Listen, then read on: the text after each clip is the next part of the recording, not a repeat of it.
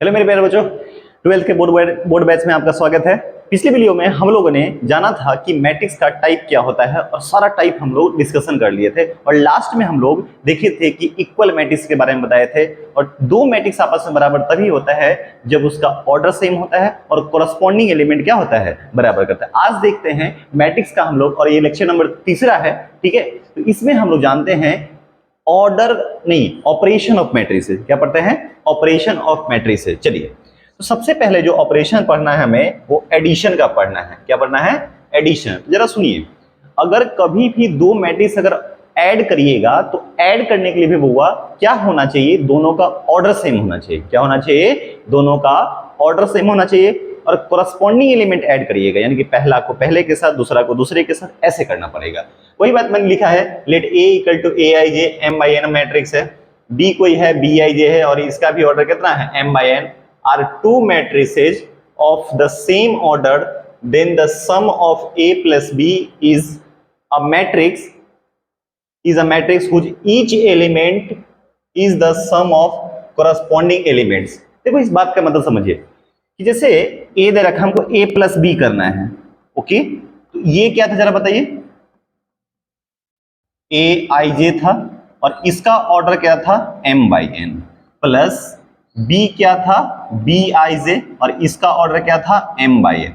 तो एडिशन करने के बाद भी एक मैट्रिक्स बनेगा। इसको जब आप ऐड करोगे तो क्या हो जाएगा? ऑर्डर में कोई परिवर्तन नहीं होता है। तो यहां हो जाएगा A I J plus B I J, corresponding element add होगा, यानी ये दोनों जो अंदर वाला एलिमेंट होगा आपस में ऐड होगा और इसका ऑर्डर वही हो जाएगा M by N. A M by N था, बी एम बाई एन था, तो ऐड करने के बाद जो मैट्रिक्स बनेगा उसका भी ऑर्डर वही होगा, ऑर्डर चेंज नहीं होता है। सबसे पहली बात क्या हो गया कि अगर हम एडिशन करेंगे तो एडिशन करने के लिए सबसे पहले, जैसे मान लो कि ए है और ये बी है, तो दोनों का ऑर्डर सेम होगा तब आप ऐड कर सकते हैं, पहली बात। दूसरी बात, कोरस्पॉन्डिंग एलिमेंट ऐड करना पड़ेगा। जैसे मैं एक एग्जांपल लेकर के समझाता हूं आपको। मान लीजिए बुआ ए में है आपका है 5 है, 3 है, 2 है, 4 है, इस टाइप से है, ठीक है। बी कोई मैट्रिक्स है, मान लो ऐसे दे रखा है और हमें निकालना है ए प्लस बी निकालना है। तो क्या करिएगा जरा बताइए? 5 3 2 4, ओके, प्लस 1 4 6 9। तो पहली बात तो ये देखो, क्या दोनों का ऑर्डर सेम है? हाँ बिल्कुल सेम है कि नहीं? ये भी 2 बाई 2 है, ये भी 2 बाई 2 है। कोरस्पॉन्डिंग एलिमेंट ऐड करना होता है, यानी इसका पहला और ये वाला दोनों ऐड हो जाएगा। तो कितना हो जाएगा? 5 प्लस 1 लिखा जाएगा। ये वाला इधर का 3 है और यहाँ की जगह पे 4 है, 3 प्लस 4 हो जाएगा। फिर ये दोनों आपस में कोरस्पॉन्डिंग एलिमेंट 2 प्लस 6 हो जाएगा। ये दोनों आपस में हो जाएगा 4 प्लस कितना हो गया? 9। तो सॉल्व करने के बाद 5 प्लस 1 6 हो गया, 2 प्लस 6 8 हो गया, 3 प्लस 4 7 हो गया, 4 प्लस 9 कितना हो गया? 13 हो गया। और इसका भी ऑर्डर देखिए तो कितना आ गया? सेम ही आ गया। आया कि नहीं आया? सेम ऑर्डर आया। तो ऑर्डर में कोई परिवर्तन नहीं आया है, ठीक है। चलिए, बात समझ में आ गया? एडिशन के लिए क्या होना चाहिए? ऑर्डर सेम होना चाहिए और corresponding element should be added, okay. अब देखिए कुछ इसका प्रॉपर्टीज होता है। जैसे मान लीजिए पहला properties commutative law.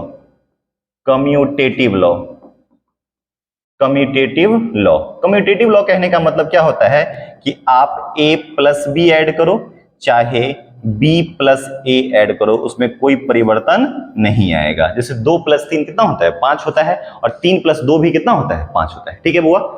Commutative law. दूसरा प्रॉपर्टीज है जिसका नाम है associative law. Associative law, associative law. Associative law में क्या होता है? जैसे देखिए तीन अगर कोई मैट्रिक्स है, मान लीजिए आपके पास a प्लस बी ब्रैकेट में है, अब प्लस सी ऐसे करो, चाहे हो सकता है आप किसी इसको बाहर कर लो, b प्लस सी को ऐड कर लो, तो उसके वैल्यू में कोई परिवर्तन नहीं आता है। ये एसोसिएटिव लॉ हो गया, ठीक है। तीसरा होता है,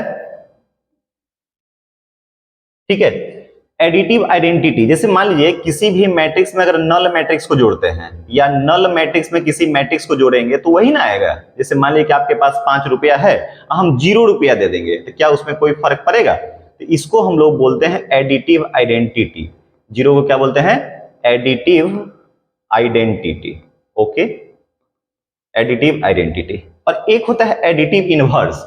जैसे आपके पास मान लीजिए कि 3 रुपया है, ठीक है, और 3 रुपया कर्जा ले लिए तो लगभग लगभग 0 हो जाएगा। ए कोई मैट्रिक्स है, उसमें अगर माइनस ए ऐड कर दें या माइनस ए में प्लस ए ऐड करेंगे तो ये हमेशा नल मैट्रिक्स देगा। क्या दे देगा? नल मैट्रिक्स दे देगा। तो इसको हम लोग बोलते हैं एडिटिव इनवर्स बोलते हैं। क्या बोलते हैं? एडिटिव इनवर्स बोलते हैं। बात समझ में आ रहा है बउआ? ठीक है, पहली बात समझ में गया कि अगर हम लोग एडिशन करेंगे तो दोनों का ऑर्डर क्या, 2 मैट्रिक्स या 3 मैट्रिक्स कितना भी हो सकता है, सबसे अगर कभी भी मैट्रिक्स को ऐड करना होता है तो पहला कंडीशन ये देखना है कि क्या ऑर्डर सबका सेम है। ऑर्डर सेम हो तो करस्पॉन्डिंग एलिमेंट ऐड करेंगे। जैसे हम दोनों जैसे मान लीजिए कि मैं हूं और आप हैं, दोनों का ऑर्डर अगर सेम है तो करस्पॉन्डिंग एलिमेंट ऐड हो जाएगा। मेरा हैंड आपका हैंड, ठीक है, मेरा पैर आपका पैर, करस्पॉन्डिंग इसी का मतलब होता है। ठीक, चलो तो ये सब कर लिए, एक बार स्क्रीनशॉट ले लीजिए, फिर हम लोग इसको आगे बढ़ते हैं। बढ़े आगे? ओके, चलिए नेक्स्ट पेज में देखते हैं हम लोग। सबस्ट्रैक्शन देखिए बुआ, घटाव जो होता है ना, सबस्ट्रैक्शन कोई अलग से चीज नहीं पढ़ने वाला होता है। सबस्ट्रैक्शन इज आल्सो एडिशन। जैसे मान लीजिए कि आपको अगर मान लीजिए कि a माइनस बी निकालना है तो क्या a माइनस बी को a प्लस माइनस बी नहीं लिख सकते हैं? तो देखो ना, सबस्ट्रैक्शन एक एडिशन में कन्वर्ट हुआ, हाँ या ना? तो जैसे मान लीजिए कोई एग्जांपल ले लेते हैं, तो सबस्ट्रैक्शन के लिए भी क्या होना चाहिए? ऑर्डर सेम होना चाहिए। ऑर्डर क्या होना चाहिए? सेम होना चाहिए, तभी आप घटा सकते हो, नहीं तो नहीं घटा पाइएगा। ठीक, मतलब कह सकते हैं कंडीशन क्या होगा इसके लिए, सबस्ट्रैक्शन के लिए कंडीशन ये होगा,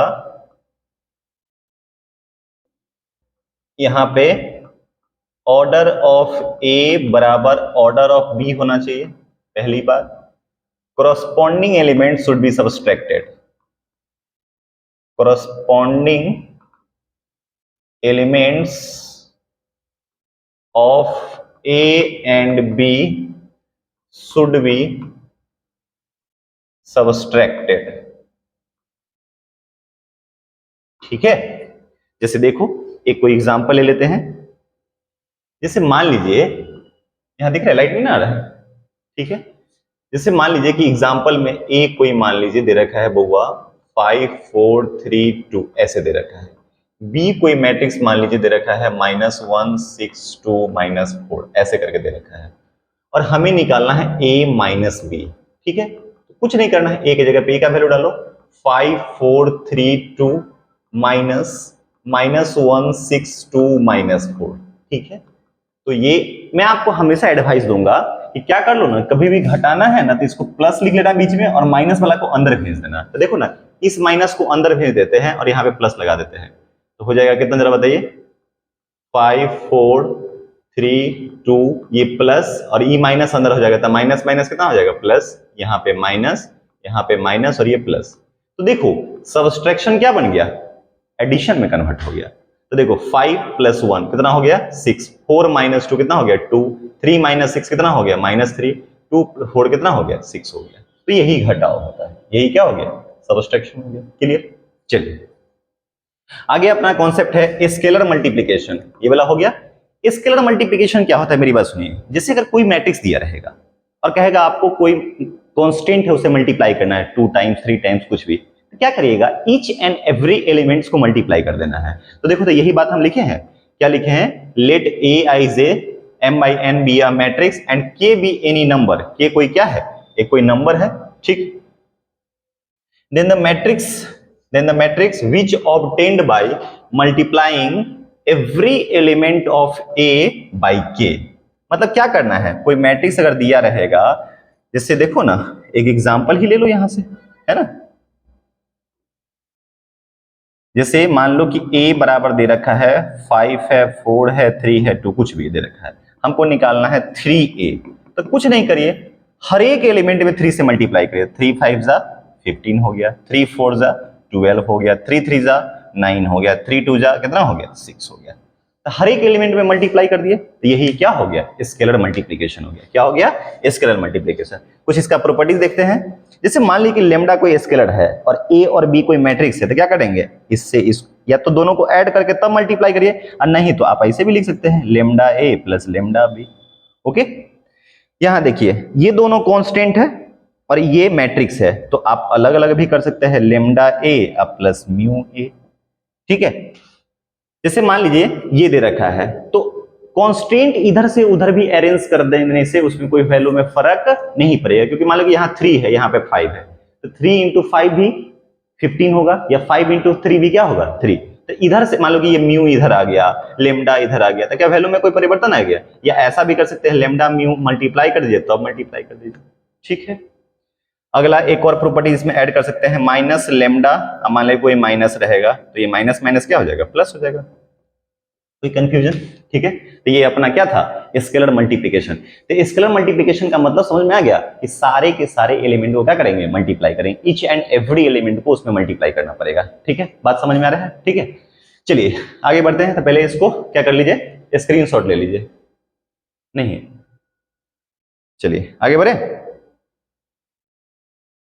ओके, तो एडिशन समझ में आ गया, सब्सट्रैक्शन समझ में आ गया, स्केलर मल्टीप्लिकेशन समझ में आ गया। चलिए आगे देखते हैं हम लोग multiplication of matrices. Multiplication of matrices, दो मैट्रिक्स का मल्टीप्लाई कैसे करते हैं, देखिए इधर सुनिए। जैसे मान लीजिए कि लेट ए कोई मैट्रिक्स है ए आई जे और इसका ऑर्डर है m बाई n, ठीक। और बी कोई मैट्रिक्स है B I J n by m, ठीक। Then multiplication of A B defined only when, देखो, number of column in A बराबर number of rows in B. ये बस एक यही मेन बात को आपको ध्यान रखना है, ये मेन हाईलाइट है। क्या बोले, कभी भी देखो अगर ए बी मल्टीप्लाई कर रहा है ए बी, तो ए बी मल्टीप्लाई करेंगे तो ए का कॉलम देखेंगे और बी का रो देखेंगे, और दोनों आपस में क्या होना चाहिए, इक्वल होना चाहिए।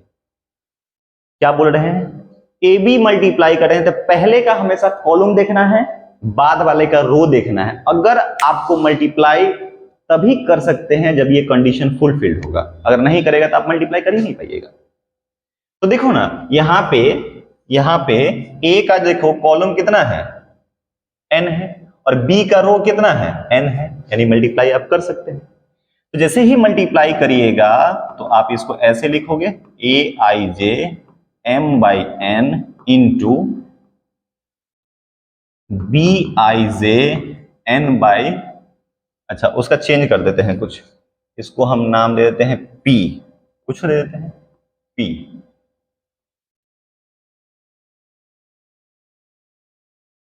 n बाई p दे देते हैं। तो देखो, तो सबसे पहली बात, क्या कंडीशन फुलफिल हो रहा है, यस, इसका कॉलम और इसका रो बराबर हो रहा है, ठीक। मल्टीप्लाई करिएगा बउआ, तो मल्टीप्लाई करने के बाद भी तो कुछ ना कुछ आएगा ना यहाँ पे। मान लो कि इसको मल्टीप्लाई करने पर क्या आ गया, कुछ भी आ गया, हम उसको मान लेते हैं कुछ भी, सी आई जे, तो ये भी तो एक मैट्रिक्स बनेगा। तो इसका ऑर्डर वही हो जाता है जो बच गया रहेगा। तो बच कितना गया है जरा बताओ ना, m बाई पी। एक बार और समझ लीजिए, जैसे मान लो मैं बार बार बोलता हूं, पहले जैसे ए बी मल्टीप्लाई करना है तो पहले ये देखूंगा क्या कंडीशन फुलफिल हो रहा है। कंडीशन फुलफिल कहने का मतलब होता है कि इसका कॉलम और इसका रो हर हाल में बराबर होना चाहिए, पहली बात, ठीक। देखो ये कॉलम और ये रो बराबर है, तो मल्टीप्लाई करने के बाद भी तो एक मैट्रिक्स बनेगा, तो उसका भी कुछ ना कुछ ऑर्डर होगा, तो उसका ऑर्डर वही हो गया जो बच गया रहता है, यानी इधर वाला रो लिखा जाएगा और इधर वाला क्या लिखा जाएगा, कॉलम। अब मैं आपको बताता हूं कि मल्टीप्लाई करेंगे कैसे, ठीक है। करेंगे कैसे, देखो इधर एक एग्जांपल लेते हैं। एग्जांपल देखो इधर, ए मान लीजिए आपके पास दे रखा है 1 2 3 4 5, मान लो 6 है, ठीक है। और बी कोई है, मान लीजिए आपको दे रखा है 1 4 6 3, इस टाइप से कुछ भी दे रखा है, ओके। पहली बात तो ये बताइए हमको, इसका ऑर्डर कितना है, 2/3, और इसका ऑर्डर कितना है, अच्छा रुको रुको, इसमें तो होगा ही नहीं,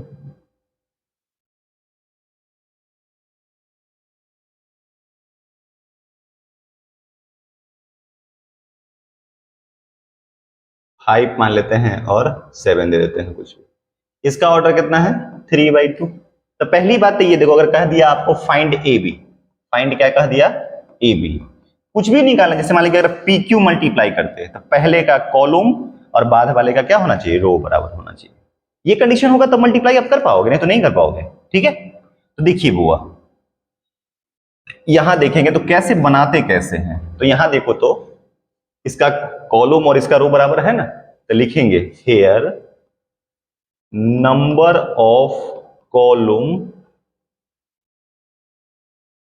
इन ए बराबर number of rows in B, so A B defined, मतलब आप ए बी मल्टीप्लाई कर सकते हैं। ठीक, अब ए बी मल्टीप्लाई करेंगे तो करेंगे कैसे, ये देखो ए बी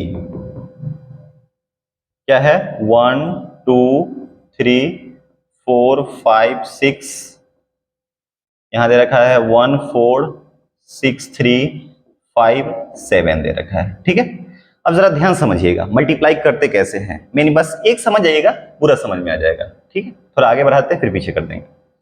देखो इधर क्या करते हैं, कभी भी मल्टीप्लाई करना है तो ध्यान रखिएगा फर्स्ट रो फर्स्ट कॉलम से मल्टीप्लाई करेंगे। क्या बोले, फर्स्ट रो फर्स्ट कॉलम से मल्टीप्लाई करेंगे और करस्पॉन्डिंग एलिमेंट मल्टीप्लाई करके ऐड कर देंगे। मेरी बात सुनिए, क्या बोले, first row first column, corresponding मतलब पहला को पहले से, दूसरा को दूसरे से और तीसरा को तीसरे से, सबको ऐड कर देंगे। तो कैसे करिएगा बताइए, 1 into 1 1 into 1 plus 2 into 6 plus 3 into कितना हो गया 5, तो फर्स्ट रो फर्स्ट कॉलम हो गया। अब फर्स्ट रो सेकंड कॉलम, तो सेकंड कॉलम ये तो फर्स्ट कॉलम हो गया, तो सेकंड कॉलम यहां से स्टार्ट होगा। क्या बोले, फर्स्ट रो सेकंड कॉलम, तो देखो 1 इंटू क्या हो जाएगा 4, 1 इंटू 4 प्लस फिर बोलो 2 इंटू 3, फिर बोलो 3 इंटू 7। ओके, हो गया। क्या बोले, फर्स्ट रो तो हो गया, फर्स्ट रो फर्स्ट कॉलम हो गया, यहां लिखे, फर्स्ट रो सेकंड कॉलम यहां लिखे। अब एक थर्ड रो भी रहता था लिखते आगे, है ही नहीं। अब क्या करिएगा, सेकेंड रो फर्स्ट कॉलम लिखिएगा, second row first column, second row तो यहां से स्टार्ट होगा। तो देखो 4 इंटू क्या बोले, ऐसे फिर ऐसे करस्पॉन्डिंग, पहला को पहले से, दूसरा को दूसरे से, तीसरा को तीसरे, 4 into 1 4 into 1 plus 5 into 6 6 into 5 हो गया। अब सेकेंड रो सेकेंड कॉलम तो क्या हो जाएगा 4 इंटू 4, तो सेकेंड रो सेकेंड कॉलम यहां से स्टार्ट होगा, 5 इंटू 3 हो गया, 6 इंटू 7 हो गया। ठीक, अब इसको हम लोग क्या कर लेंगे, सॉल्व करके लिख लेंगे, तो कितना हो जाएगा जरा बताइए ना, 5 तिया 15, 15 1 16, क्या 15 1 16, 16 12 कितना हो गया 28, 16 12 28, ठीक ही तो है। ठीक है, यहां देखिए 7 या 21 6 27, 27 और 4 कितना हो गया 31। ओके, 30 30 60 और 4 64। ओके, यहां देखिए 42, ठीक है 42 15 और कितना है 16। ठीक है, 6 5 11 2, 6 5 11 2 13, 4 1 5 1 6 1 7 73। ठीक है, ओके, तो जरा बताइए तो इसका ऑर्डर क्या बच गया है, तो हम क्या बोले थे, ऑर्डर वही हो जाता है जो बच गया रहता है। तो देखो तो बच कितना गया था 2 और 2, तो कितना हो गया 2/2। तो यही क्या है, मैट्रिक्स मल्टीप्लिकेशन है। क्या है, मैट्रिक्स मल्टीप्लिकेशन। क्या हम बोले, कभी भी अगर मैट्रिक्स मल्टीप्लिकेशन करिएगा तो पहले ये देखिएगा, जैसे मान लीजिए हमको कहता कोई भी मान लो कि HM मल्टीप्लाई करना है, तो पहले का कॉलम और इसका सेकेंड वाले का क्या रो बराबर होना चाहिए। और मल्टीप्लाई करने का तरीका क्या हो गया, first row first column, first row second column, row को कॉलम से करना है, फिर सेकेंड रो फर्स्ट कॉलम, फिर सेकेंड रो सेकेंड कॉलम। समझ में आ गया, बोलो आगे बढ़े क्या। इसको थोड़ा सा नीचे कर देता हूं मैं, हल्का सा छोटा करता हूं जिससे पूरा आ जाएगा, कुछ ज्यादा छोटा हो गया। ठीक है, चलिए कॉपी करिए, कर लिए, आगे बढ़े। ठीक है, आगे बढ़ते हैं। अब देखिए, अगर सवाल में आपको ऐसे निकालना होगा, ए स्क्वायर निकालना होगा, तो ए स्क्वायर के लिए इन्हीं के सारे एलिमेंट का स्क्वायर कर दीजिएगा, ए इंटू ए क्यू निकालना होगा तो आप इसको ए स्क्वायर इंटू ए कर लीजिएगा, ए 4 निकालना है तो जैसा मन है ए स्क्वायर इंटू ए स्क्वायर कर लीजिए, चाहे ए क्यू इंटू ए कर लीजिए, ठीक है। ऐसे करना है। जैसे मान लीजिए ना कि एग्जाम्पल दे रखा है, ए दे रखा है आपको 5124, ठीक है, कह दिया फाइंड ए स्क्वायर। ए स्क्वायर निकालने के लिए क्या तरीका बोले, ए इंटू ए करना है। पहली बात तो देख लो कि ए स्क्वायर करेंगे, देखो ना ए इंटू ए करेंगे तो सिंपल सी बात, ये भी 2/2 वो भी 2/2, सेम ऑर्डर में तो कोई दिक्कत ही नहीं है। तो देखो कितना हो गया 5124 और यहाँ कितना है 5124, ठीक है। अब मल्टीप्लाई करना है, तरीका क्या बताया, फर्स्ट रो फर्स्ट कॉलम, तो क्या हो जाएगा 5 into 5 25 plus 1 into 2 2, first row first column हो गया। अब फर्स्ट रो सेकेंड कॉलम, तो 5 इंटू 1 5 प्लस 1 इंटू 4 4 हो गया। सेकेंड रो फर्स्ट कॉलम, तो 2 इंटू 5 10 प्लस 4 इंटू 2 8। अब second row second column 2 into 1 2 4 into 4 16 हो गया। अब इसको सॉल्व कर लीजिए तो कितना हो जाएगा 25 से 2 27, ये 9 हो गया, ये 18 हो गया, ये भी 18 हो गया, ठीक है ना, और 2/2 हो गया। कोई कंफ्यूजन नहीं ना है। जैसे मान लीजिए एक और बात, जैसे क्वेश्चन में ऐसे रहे ए बराबर मान लो दिया रहेगा 1 2 3 4, कहेगा फाइंड ए स्क्वायर प्लस 2a, है ना, प्लस मान लो कि 3 दे रखा है, इस टाइप से पूछ दिया सवाल, ठीक है। तो आप सारा वैल्यू निकालिएगा। एक और बात बताते हैं, अगर कभी भी अगर कांस्टेंट रहे ना ऐड करने वाला में, तो वहां पे आइडेंटिटी मैट्रिक्स बना दीजिएगा। पहले तो आप ए स्क्वायर निकाल लीजिए, फिर समझाता हूं मैं इसको। आप ए स्क्वायर निकालने के लिए चलो ना यही एग्जांपल लेते हैं, सेम एग्जांपल में कर देते हैं, सेम। तो क्या क्या दे रखा है जरा बताइए, 5 क्या लिए थे 5 1 2 4, तो ए स्क्वायर भाई मेरे कितना आया, ए स्क्वायर अभी निकाले हैं 27 9 18 18, ठीक है। अब ये निकालना है हमें, तो ये निकालने का मतलब क्या है, ए स्क्वायर प्लस 2a प्लस 3। तो ध्यान रखिएगा, अगर कभी भी डायरेक्ट कांस्टेंट है तो भाई यहाँ मैट्रिक्स बनेगा, यहाँ मैट्रिक्स है, ये कांस्टेंट थोड़ी तो ऐड होगा, तो वहां पे हम हमेशा क्या करिएगा आइडेंटिटी मैट्रिक्स। और आइडेंटिटी मैट्रिक्स वही लीजिएगा जितना का ऑर्डर ए रहेगा, वो मतलब मैट्रिक्स जो रहेगा उतना ही ऑर्डर लीजिएगा। यानी यहाँ 2/2 है तो ये भी क्या लीजिएगा 2/2 लीजिएगा, क्लियर। तो ये सारा वैल्यू डाल दो यहाँ पे, ये कितना है 27 18 9 18, ओके। 2 ए का वैल्यू 5124 प्लस 3 आई 1001, ठीक। तो ये यहां से कितना हो जाएगा जरा बताइए 27 9 18 18 प्लस 2 अंदर भेज दीजिए 10 2 2 जा 4 2 8, ठीक। अंदर भेजिए 3 0 0 और 3, कोई दिक्कत। अब सबको ऐड कर लीजिए, पहला 27 27 3 30 10 40 हो गया, 9 2 11 18 4 22 18 8 26 3 29, यही आपका क्या हो गया आंसर हो गया, ठीक है। समझ में आ रहा है, बोलिए ओके। चलिए आगे बढ़ सकते हैं, बोलो। चलिए देखिए, जैसे इक्वलिटी ऑफ मैट्रिक्स में अगर कुछ इस टाइप का भी सवाल सब रहेगा, आपको आप होमवर्क बनाए होंगे, नहीं तो प्लीज बना लीजिएगा। जो डाउट्स होगा आप हमें कमेंट में जरूर बताइएगा, ठीक है। जैसे मान लीजिए इस टाइप का क्वेश्चन सब रहेगा, ए बराबर बी दिया रहेगा, इफ, छोड़ना यार इतना क्यों लिखने जाए, मैं सिंपल पहले समझाता हूं। मान लीजिए यहां दिया रहेगा x प्लस वाई 5 7 8 और इधर रहेगा मान लो 12 5 7 x माइनस वाई, और कहेगा फाइंड x एंड y, ठीक। x एंड y का वैल्यू निकालना है।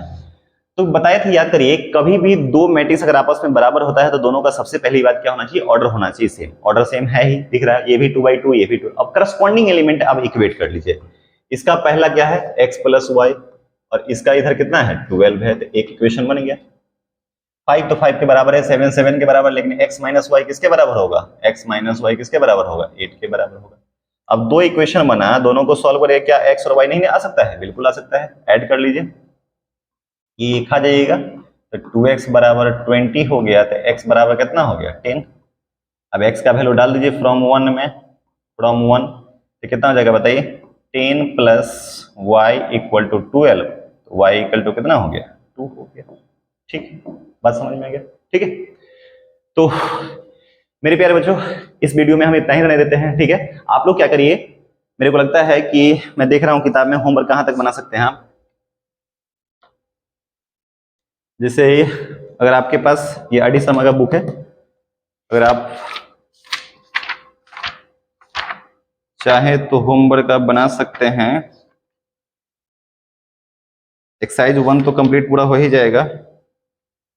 अच्छा,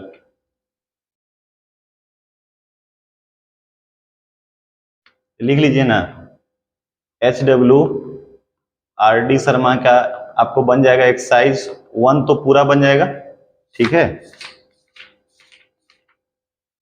एक्सरसाइज 2 भी बन जाएगा, एक्सरसाइज 2 भी बन जाएगा। ठीक है, ये आपका 2 क्या 3 भी बन जाएगा अगर मैं दूं तो। एक्सरसाइज 1 बना लीजिए, एक्सरसाइज 2 बना लीजिए, और एक्सरसाइज 3 में क्या करिएगा आप, देख लेता हूं।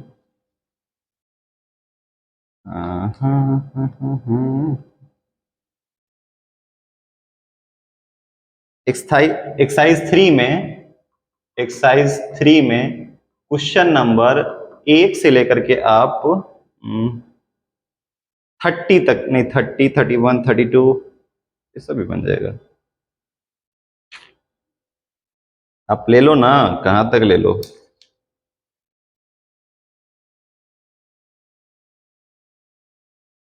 फोर्टी 50 चलना, 1 से 50 तक ले लो, यहां तक बना सकते हो आप। ठीक है, ये आर डी शर्मा का बुक है। ठीक है, अगर आप चाहेंगे बोर्ड का, आपका आर एस अग्रवाल का अगर बुक की बात करें, जिसके पास जो किताबें बनाइए ना भाई, आप उनसे डाउट्स खाली पूछिए। इसमें आपको 5A 5B 5C 3 एक्सरसाइज तो आराम से बन जाएगा। अगर आपके पास आर एस अग्रवाल का बुक है, एक्सरसाइज 1 2 3 बन सकता है। एनसीईआरटी है, वहां भी बनाइए, कहीं से बनाइए, लेकिन बनाइए जरूर। ठीक है, तो मेरे प्यारे बच्चों, मैं आशा करता हूं कि आपको बहुत अच्छा वीडियो लगा होगा। ठीक है, पढ़ाई अच्छा लगता होगा तो जरूर कमेंट करके बताइएगा। ठीक है ना, और आपसे मैं रिक्वेस्ट क्यों मांगू, आप अगर अच्छा लगता होगा तो शेयर कर सकते हैं। ठीक है, तो इस वीडियो में इतना ही रहने देते हैं। नेक्स्ट वीडियो हम लोग कंटिन्यू एक एक करके बना रहे हैं। जैसे जैसे पढ़ाता जाता हूं, आप क्या करिए, क्वेश्चन बनाना भी चालू करिए। देखो, मैथमेटिक्स ऐसा पेपर है कि आप क्वेश्चन नहीं बनाओगे तो कोई बेनिफिट नहीं होगा, मैं कितना भी पढ़ा लूं। ठीक है, तो आप जितना ज्यादा क्वेश्चन बनाओगे उतना आपके लिए बेनिफिट होगा, और हमें भी पढ़ाने, जो हम पढ़ाए हैं उसका कुछ लाभ मिल पाएगा आपको भी। ठीक है, तो मन लगा के पढ़ाइए। इस वीडियो में इतना ही रहने देते हैं। ओके।